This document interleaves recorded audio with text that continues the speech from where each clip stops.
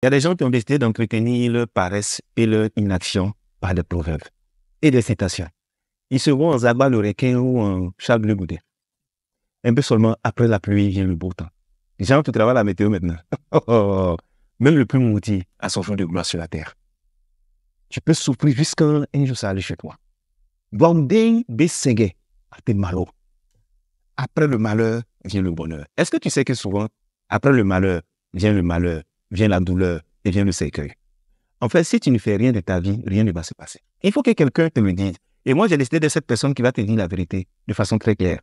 Si tu ne fais rien de ta vie, rien ne va se passer dans ta vie. Tu sais, il y a des gens qui pensent que parce qu'ils vieillissent, leur situation va changer. En fait, c'est parce que tu as changé que ta situation ne va pas vieillir.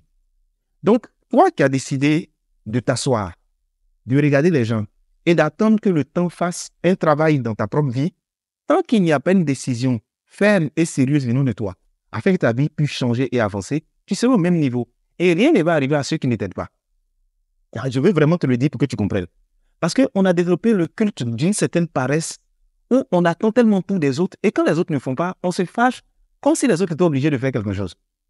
Personne n'est obligé de t'aider sur la terre. Il faut que tu comprennes ça. Alors oui, c'est vrai. Est-ce que tu sais que rien ne garantit que tu aurais un lendemain qui est meilleur que ton présent? Tu sais, ton lendemain peut être pire que ton présent. Comme ça peut être meilleur. Mais je suis convaincu d'une chose, tant que tu ne fais rien, rien ne va se passer. Ton histoire de Dieu va faire quoi? Tu veux que Dieu fasse quoi? Dieu a déjà trop fait. Dieu a pris son temps pour te donner la santé, pour te donner 2 bras, pour te donner un cerveau, pour te donner des pieds. Tandis que les autres sont en train de se battre pour avancer dans la vie, toi tu es assis en train de t'entretenir avec la prière. Il y a des gens, la seule révélation et bénédiction dont ils ont besoin, c'est de travailler. Souvent dans votre vie là, donnez un prétexte à Dieu de vous bénir, de vous visiter. Donnez-lui une bonne raison d'aller prendre l'argent dans la poche des gens pour venir vous donner. On ne peut pas être assis comme ça et puis on attend tous les autres. Et puis on a des proverbes, on a des citations comme ça, qu'on a ceux qui t'ont, ils disent quoi, ceux qui t'ont repoussé vont te rechercher un truc. Et puis ils donnent des proverbes dedans. Aïe, tu sais qu'il y a des gens on repousse parce qu'ils n'ont pas bonne vie, leur comportement saute, et puis ils restent là-bas et puis rien ne se passe. Hein.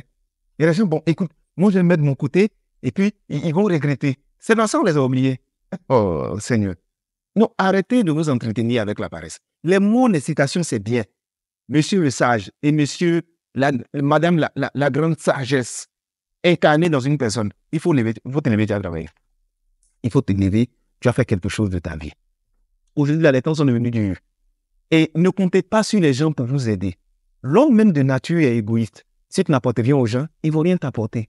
Les promesses que tu entends là, il ne faut pas fixer ta vie sur les promesses. La réalité va te surprendre. Donc, je te le dis et je te le répète. Si tu ne t'assois pas pour te projeter dans ton futur, pour prendre des décisions fermes aujourd'hui afin que ton avenir puisse changer, si tu n'es pas fatigué de ta souffrance, si tu n'es pas en colère contre toi-même, rien ne va se passer. Un peu seulement, tout laisse, tu as vu. Tu as pensé que ça allait laisser les gens, te voilà maintenant tu ressembles à quelqu'un qui est délaissé. Ça veut dire qui laisse maintenant la main. Donc, les jeunes qui m'écoutent, levons-nous, battons-nous, travaillons. Aujourd'hui, le travail est devenu quelque chose de has-been. Le travail est quelque chose qui n'intéresse pas les gens. On veut trouver des raccourcis. Le plus beau des raccourcis, c'est le travail. Souvent, le coup de main que tu attends là-dessus, le coup de main se trouve au bout de ton bras, hein, ton propre bras. Donc, il ne faut pas exiger des choses aux gens que toi-même tu ne peux pas t'accorder.